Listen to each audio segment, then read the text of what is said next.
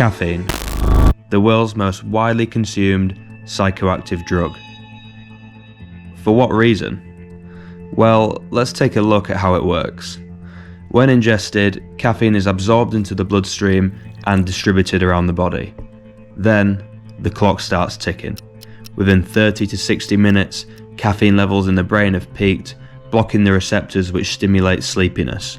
This creates an increased release of dopamine, and it's the reason we get a sharp buzz of energy and a heightened sense of focus. Coffee is the second most popular beverage in the world, with over 1.6 billion cups being consumed daily. Caffeine's psychological effects provide energy and increased brain activity. These are effects we crave as humans, and they can cause both mental and physical dependence. It's no wonder 90% of all adults on the planet consume caffeine daily. Caffeine is marketed all across the world as a mood booster.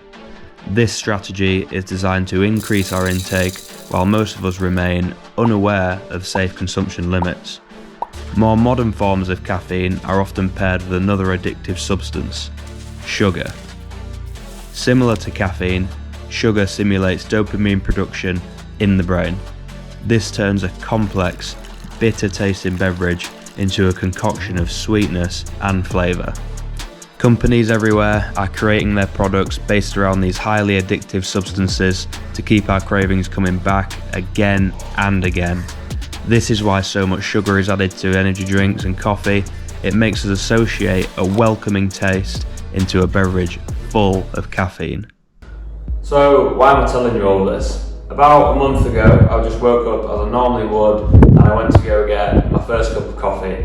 Over an hour passed, and I'd have my second, I'd have my third, and I'd have my fourth, and then that's where things started to get just a little bit weird. I was just at home working, all of a sudden I felt my heart pounding a little bit faster than it normally would. This quickly escalated, and my heart was literally racing, and my head started to spin like crazy. Obviously I started to panic, and this was completely the wrong way to go about it. I found myself looking for a chair in the kitchen. I just had to take a seat and just gather my thoughts for a minute, because I really didn't feel like I was in the right place. After a couple of minutes, I managed to regain myself, and it slowly passed. So I've never really had that before, but only to like a lesser extent, and it was never anywhere near as bad as that. But that was for sure to change the ways that I viewed caffeine. Over the years that I've been consuming coffee, I've just steadily increased my intake from around 1 cup a day all the way up to 4, maybe 5 plus. So I think this was probably the reason for it. I just built up that much of a tolerance all through the years of me having caffeine, that it just got to the point where my body just said, no, that's enough. And I think this was the main reason for what I experienced, because I was just in that upper bracket for safe caffeine intake, just bordering over consumption really. So from now, I've just decided to stop taking caffeine for a full month to see where I get, because I never really want to feel like that again. I remember waking up the first day after telling myself I was going to quit like it was yesterday. I threw on some clothes and I went downstairs, only to realise I was already halfway to making a cup of coffee. Then it all hit me.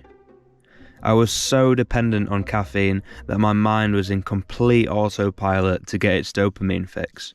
So I turned off the kettle, filled a glass of water, and continued to progress with my day. As you probably guessed, it was a massive struggle. The whole day I was dreaming of just how that one cup would pick me up, but I kept to my word, and I got through the day by proactively keeping myself busy. The overwhelming need for coffee was resting heavy on me for the entirety of the morning. Strangely enough, this had sort of lifted towards the afternoon, and I had my first training session without caffeine. The entire session felt degraded and sluggish. I just wasn't performing anywhere near as well as I used to. This just wasn't a great start at all. Every single part of me wanted to give in just to get my energy levels back. After a week had passed, I noticed my focus with day-to-day tasks was improving. My mind was clear on what I wanted to do, and I knew exactly how to do it. As for the next few weeks, my mind only grew clearer. It was like a haze had been lifted. My training now started to come together and I was getting used to performing without the need for caffeine. My sleep had also massively improved. I was waking up feeling fresher and fresher than before every single day. This was exactly what I had wanted. I had overcome my dependency while completely removing all negative side effects of caffeine at high doses.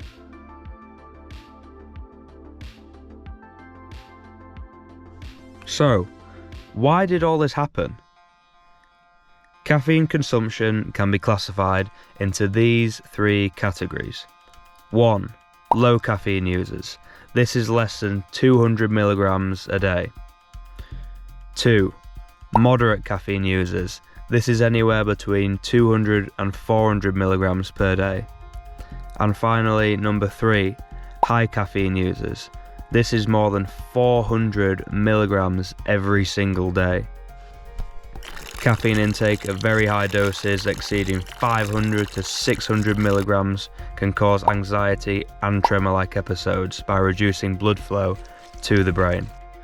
These effects on caffeine are well documented in both humans and animals.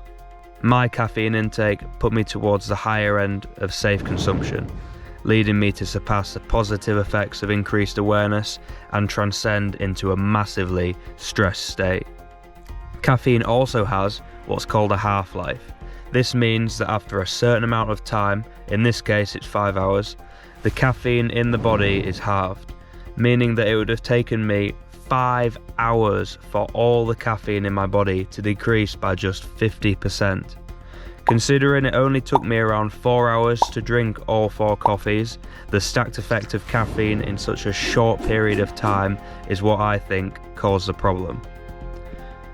My better sleep quality links directly to a study about this exact situation, where the authors found that caffeine typically prolongs sleep latency, reduced total sleep time, sleep efficiency, and worsened perceived sleep quality.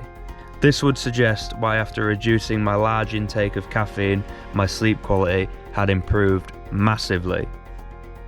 With all that being said, here are some recommended guidelines for caffeine intake. The most anyone should consume in one given day is 400 milligrams at maximum. This drops to 200 milligrams for pregnant women and once again down to 100 milligrams for adolescents. No caffeine should be given to anybody under the age of 12.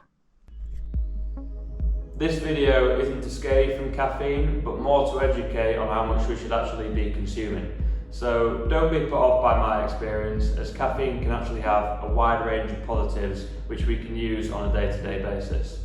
Now, endurance seems to be the top form of exercise which consistently responds well to caffeine, with this 2021 study about caffeine and exercise performance, which concluded that a caffeine consumption of 2 to 6 milligrams per kilogram of body weight was optimal for improving endurance.